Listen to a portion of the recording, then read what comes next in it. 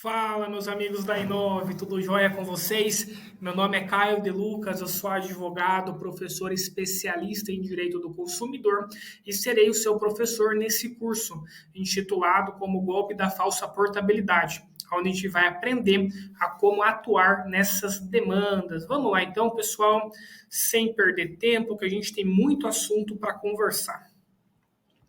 Bom, pessoal, vamos lá então. Esse curso ele é intitulado como Golpe da Falsa Portabilidade, né? Em outras palavras, o beneficiário do INSS, ou também o servidor público, ou também tudo aquilo que a gente aprender aqui serve de base para outros empréstimos que não sejam consignados, né?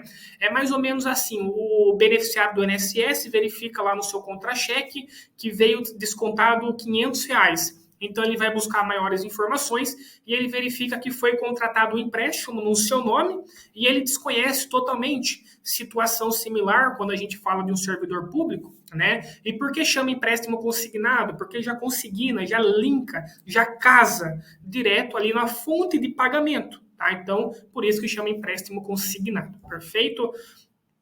Vamos lá, então, para aqueles que não me conhecem, meu nome é Caio De Lucas, eu sou advogado, mentor e professor, atuo com exclusividade no direito do consumidor. Sou pós-graduado em direito do consumidor aqui no Brasil, também sou pós-graduado pela Universidade de Coimbra, em Portugal, sou presidente da Comissão de Defesa do Consumidor da subseção aqui da OAB de São Paulo, e também sou colunista, professor em outras plataformas jurídicas, pessoal. Então, como a gente dividiu aqui o programa do curso, né, para que fique uma metodologia aí bem legal e para que você absorva o conteúdo. São 3 blocos de 20 minutos, o qual a gente vai conversar aqui sobre o que é o golpe da falsa portabilidade. Já fiz uma pequena introdução, mas a gente pode melhorar um pouquinho. Aplicação do CDC, estudo da inversão do ônus da prova e a jurisprudência do STJ. Vamos lá, então. O que é o golpe da falsa portabilidade? O golpe da falsa portabilidade, quando a gente conversou inicialmente, é quando ocorrem esses empréstimos fraudulentos sem a anuência, sem a vontade, sem a manifestação do agente, sem analisar o ânimos ali da pessoa de efetivamente ter contratado esse empréstimo. E eu trago aqui algumas modalidades que esse golpe acontece, tá? Primeiro, quando golpistas eles acabam utilizando-se ali de documentos falsos, né, se fazendo representar por uma outra pessoa, perfeito? A gente também tem quando a instituição financeira ela acaba creditando, por exemplo, R$ 50.000 na conta do consumidor e ela declara que ele contratou esse empréstimo, né? A gente também tem o empréstimo através de links de WhatsApp, né, aqueles empréstimos fraudulentos, tá? E eu trago aqui a primeira orientação, tá? Quando você vai buscar um empréstimo e você recebe a informação de que você tem que antecipar valores para ter acesso ao empréstimo, isso se trata de um golpe. Isso se trata de um golpe, tá? E vamos entender aqui como é que funciona a logística desse golpe. Vamos lá. Quando um consumidor ele precisa de um empréstimo bancário, ele se dirige para a instituição financeira, né? Então, como que acontece um dos golpes de empréstimo que eu verifico muito na prática? O consumidor ele recebe um link no seu WhatsApp, nas suas redes sociais, prometendo um empréstimo. Então ele vai lá, encaminha os documentos e depois ele é informado que ele tem que estar pagando uma taxa para ter acesso ao empréstimo. Por quê? Porque essa taxa seria para aumentar o seu score, essa taxa seria para o advogado, eles inventam 1001 desculpas. Então, através desse momento, eu queria trazer para vocês que se alguém te procurar e falar assim, olha doutora, estou contratando um empréstimo, só que estão me solicitando uma parcela para liberar, isso é golpe, não pague, tá? Isso é golpe, não pague, tá? E o que acontece, geralmente nesses casos, eles acabam fazendo com que o consumidor, primeiro, encaminhe toda a documentação para depois falar que precisa dessa taxinha, né? Enfim. Então é muito importante que, caso você conheça alguém que passou por isso, ou esteja passando, ou vai passar, né? Você oriente essa pessoa a fazer um boletim de ocorrência. Por quê? Porque os documentos dela agora estão compartilhados com pessoas mal intencionadas. E através do boletim de ocorrência, você consegue registrar que isso aconteceu e se alguma vez no futuro você tiver alguma prejudicialidade, sendo pela utilização dos seus documentos de maneira errada, você consegue, com o boletim de ocorrência, cadastrar, registrar o que aconteceu na época, né? E estar prestando maiores esclarecimentos caso necessário for. Tá? Então, para ficar claro, a logística do empréstimo no que tange a liberação de valores antecipados, o que eu queria complementar aqui?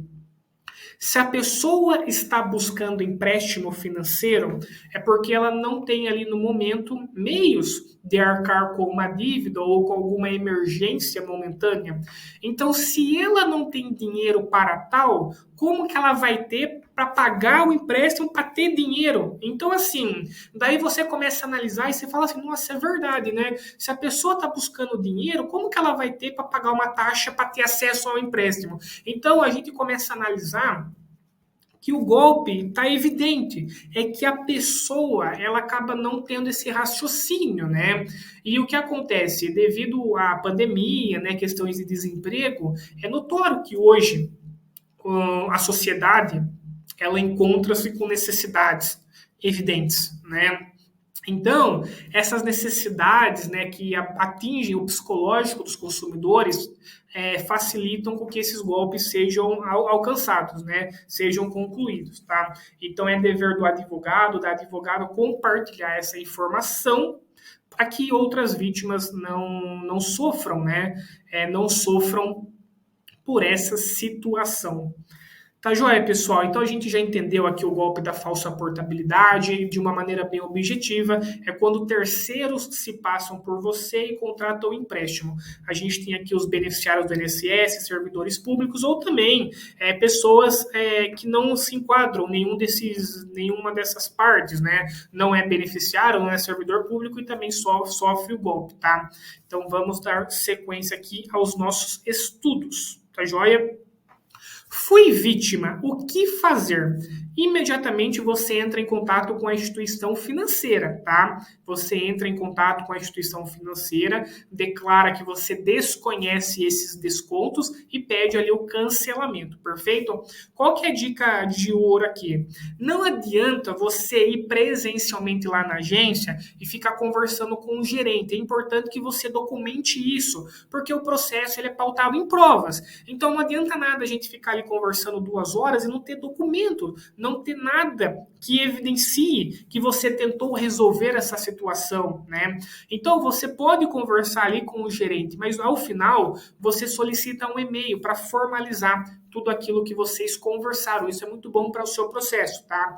Posteriormente, o boletim de ocorrência, para registrar ali o que aconteceu, bem como documentar caso algum dia alguém utilize o seu documento de uma maneira indevida, tá?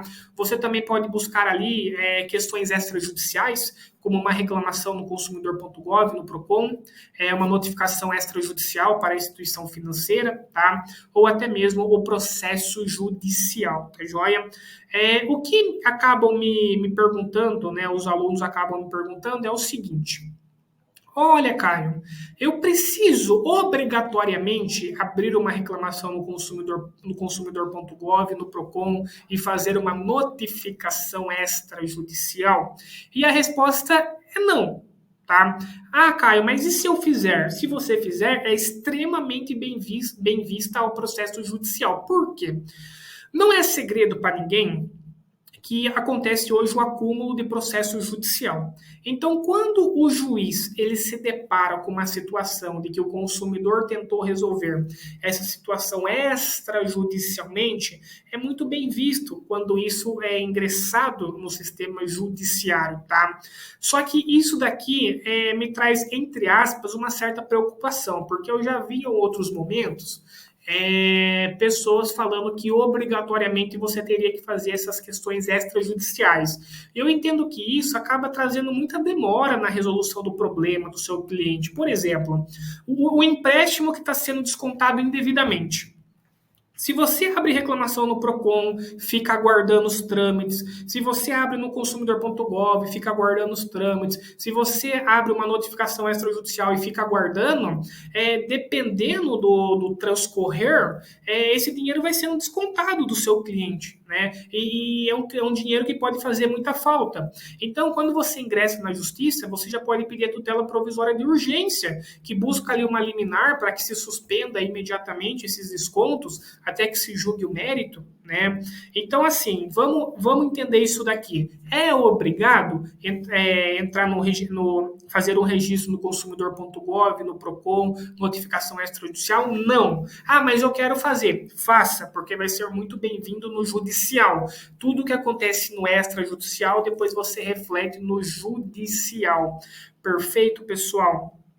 Então, essa questão da tutela provisória de urgência, já vou me antecipar aqui, tá? O que acontece? Nesses casos, a maneira que eu explico para o meu cliente, eu vou explicar para vocês. Eu falo assim para o meu cliente: olha, cliente, existem algumas demandas na justiça que, em regra, entre aspas, ela tem que passar na frente das outras, porque se trata de um pedido urgente. Se eu entro na justiça falando que foi feito o empréstimo consignado e não foi você que contratou, eu não posso ficar ali esperando 2 anos para que se analise o mérito. Por quê? Porque até lá já foi descontado, por exemplo, R$ 20.000 da sua conta. Então, nesse caso, a gente entra com o pedido de tutela provisória de urgência para quê? Para que o seu processo, entre aspas, passe na frente dos outros e o juiz já analise ali o mérito, se vai conceder a liminar, suspendendo os descontos ou não, né? O que é importante aqui que você entenda, advogada, e é muito importante isso, para que você nunca tenha problema. Quando a gente fala de uma decisão judicial, qual que é a base aqui? Para o juiz tomar uma decisão, ele sempre tem que ouvir as duas partes, a parte autora e a parte ré, tá? Então, depois ele cria ali a sua convicção e dá ali o veredito, né? Qual que é o detalhe? Quando a gente fala do pedido de tutela provisória de urgência, é uma exceção, porque o juiz vai decidir escutando apenas a parte autora. Então, é uma decisão precária, é uma decisão interlocutória que não coloca fim ao processo, muito pelo contrário, o processo está começando agora. Então, essa decisão interlocutória, por ela ser precária, ela pode ser revogada em sede de decisão terminativa, em sede de sentença. Então, se você entrou com processo, conseguiu a tutela, tá? É muito importante que você fale assim: olha, eu vou até falar para vocês: ô cliente, tudo bom? Tudo bom. Seguinte, a gente conseguiu aqui a tutela, mas essa decisão, ela é uma decisão de meio, que não colocou fim no processo. Então, esse desconto que vai parar de acontecer na sua aposentadoria, você não pode gastar esse dinheiro, porque se no mérito o juiz mudar a sua convicção, pode ser que a gente seja condenado a devolver todo esse dinheiro que ficou sendo suspenso no curso do processo, tá? Então, esse é um detalhe de ouro, tá?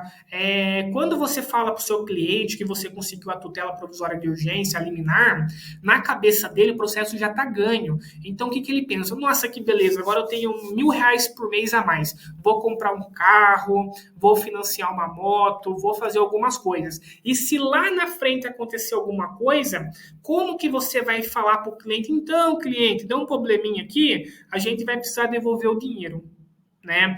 Então, essa questão de tutela provisória de urgência, a liminar, é extremamente necessário, porque você vai trazer ali o restabelecimento, né, para que o seu cliente tenha as condições básicas necessárias de sobrevivência, né? Mas é importante que você fique ligado que essa tutela ela pode alterar lá na sentença, tá? E se alterar, pode ser que você seja condenado a ter que devolver tudo que foi suspenso no curso do processo. E é importante, então, que você deixe isso muito alinhado ali com o seu cliente, né? Por quê, pessoal? Porque quando a gente fala da relação ali entre advogado e cliente, quando você está ganhando processo, só dando notícia boa, é uma beleza. Tá todo mundo concordando, beleza, beleza, beleza.